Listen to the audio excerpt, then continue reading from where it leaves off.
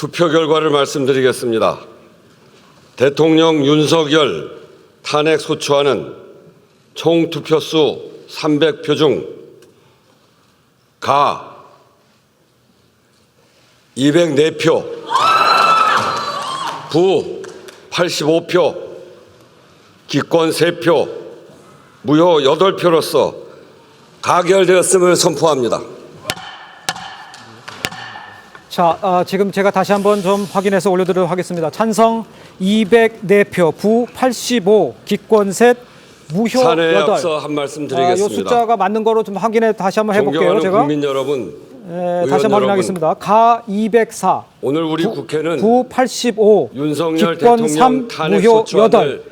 자, 이 표 가결했습니다. 결과가 어떤 의미로 국민의 해석을 하시는지 대표로서 최수영 평론가께서 먼저 말씀해 주시죠. 제가 엄숙히 아까 선서한 202냐, 205냐, 예. 210냐 했는데 예. 204는 한동훈 대표 비상계엄이 선포된 이른바 친한으로 하는 순간부터 오늘 분류하는 사람들은 예. 지금 순간까지 거기에서 어제까지 확인된 7표에다가 국민 여러분께서 5표가 더 보여준 얹어진 것으로 봐야 되기 민주주의에 때문에 대한 이거는 간절함, 뭐 분명히 이제 그 용기와 한동훈 헌신이 대표를 이 그 결정을 옹호하는 쪽에서 분명히 표가 왔습니다. 근데 중요한 거는 네. 기권 3과 이 무효 사실을 8인데요. 이게 그렇게 11표입니다. 새길 것입니다. 이거는 지금 마음을 잡지 못한 이제 의원들이 헌법적 절차에 가를 따라 쓸 수도 없고 불을 쓸 수도 없는 대통령의 상황에서 파면 여부는 본인의 마음을 표현했기 때문에 결국은 이 헌법재판소가 11표까지 결정하게 한다 됩니다. 그러면은 지금 정확하게 국회는 19표가 되는 거거든요. 그러니까요. 그러면은 이제 앞으로 이 탄핵 19표의 행방이 결국 국민의힘에 충실히 임하겠습니다. 여러 가지 향후 진로를 작용하는 중요한 공석인 포인트가 됩니다. 헌법 우리가 재판관 흔히 임명도 얘기하는 대로 예. 20석이 국회 이루어지도록 교섭단체 의석 아니겠습니까? 그렇습니다. 19이라는 얘기는 상당 부분 어찌 보면 민주주의는 앞으로 국민의힘에서 국민의 균열 삶으로 상황이 나왔을 때 증명됩니다. 예. 하나의 동력으로도 작용할 수 있는 그런 이제 숫자거든요. 함께. 네네. 그래서 한 걸음 더 이 숫자가 정말 아주 다음 단계로 나아갑니다. 경계선에 걸쳐 있어서 이른바 국민의 보더라인에 생업과 딱 일상이 걸친 빠르게 숫자라서 네네. 이게 앞으로 어떻게 당에서 경제, 받아들일지 외교, 국방 정말 또 모든 경랑의 면에서 시간은 이제 국민의힘 내부에서 대내적 진행될 것 같다는 불안과 그런 생각이 듭니다. 알겠습니다. 우려가 경랑의 커지지 시간이 않도록 국민의힘 내부에서 진행되고 국회와 있다는 정부가 평가를 해주시는데 제가 확실하고 숫자를 다시 한번 협력하겠습니다. 정확히 말씀을 드리겠습니다. 윤 대통령의 정부 탄핵 공직자들은 소추안 한치의 가결은 찬성 흔들림 없이 204, 맡은 반대 소임을 85, 다해 주십시오. 기권 3표, 무효 국회도 8표, 대외 기권 시민도 3표, 무효 회복과 8표. 이로써 민생 찬성 204는 이제 최선을 가결이 다할 됐습니다.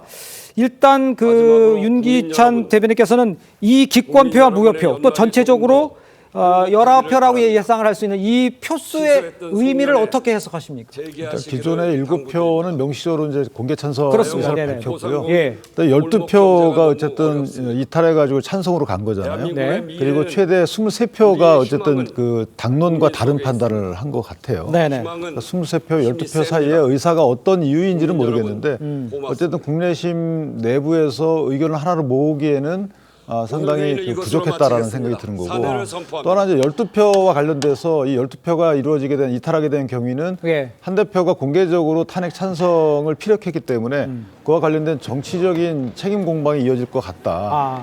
왜냐하면 아까 말씀드린 대로 이 대통령의 임기 단축과 관련돼서는 다들 공감을 형성했지만 그 방법과 시기 이런 측면에서 조금 더 중지를 모아가길 원했던 부분들이 많이 있었는데 예. 이 부분을 이루지 못하고 곧바로 이제 대통령 직무정지가 초래됨으로써 사실은 이재명 대표가 정부를 이끌어갈 그런 정치 환경이 조성이 됐단 말이죠. 지금 대통령 권한대행이 들어서겠지만 그 권한대행이 사실상의 독자적인 권한을 행사하기는 상당히 어려운 시국이 될 것이고 네네. 만약에 여기에서 이재명 대표와 한동훈 대표 그다음에 한 총리가 뭐 3자 공의 여야정 협의체를 구성해서 하게 된다면 예. 그것 또한 국민의힘 입장에서 보면 비판의 대상이 될 수 있는 이런 정치 환경이 초래돼서 좀 아쉬운 부분이 많이 있다라고 생각합니다. 자, 잠깐만요. 제가 좀 국회 상황을 좀 설명해 올리면요. 지금 투표를 마친 국민의힘 결과가 나온데 지금 머물러 있는 김상우 의원 같은 경우도 있고요. 그런데 약간 민주당에서는 결과가 나오자 막 환호하는 모습도 잠깐 보였었고 지금 의원들이 그 한 명씩 다 퇴장을 하고 있는 모습이고 일단 탄핵 소추안이 가결됐기 때문에 대통령 직무가 즉시 정지하는 게 이것을 그 대통령실을 보냈을 때 그때부터가 정지가 되는 거죠. 한두 시간. 저게 행정적 처리가 이제 저게 사인을 네네.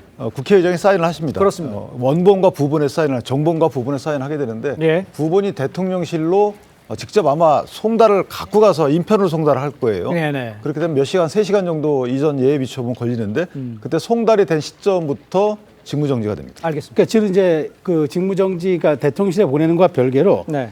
이제 이 탄핵 대통령 탄핵 소추안에 대한 소추위원은 국회 법사위원장이 됩니다. 그러니까 검사 역할을 하는 겁니다. 그렇습니다. 검사 역은 지금 정청래 지금 현 법사위원장이 하는데 정청래 위원장이 예. 지금 이 탄핵 소추안 가결된 이 서류를 가지고 네. 헌법재판소로 지금 바로 이동합니다. 헌법재판소로 가서 예. 그 헌법재판소에다가 이걸 직접 소추위원이 접수를 시켜야 합니다. 네. 그럼 현재는 소추위원인 국회 법사위원장이 와서 접수를 한 만큼 예. 한 시각으로부터 심리에 착수를 하게 되는 거죠. 그래서 지금 아마 정청래 법사위원장은 이거 그 의결서를 가지고 헌법재판소로 이동해서 이제 거기다 전달을 합니다. 그럼 이제 헌법재판소를 받는 순간부터 네. 탄핵 소추안에 대한 심리를 하는데 검사 역할을 하는 그 소추위원은 정청래 법사위원이 하게 됩니다. 네, 알겠습니다.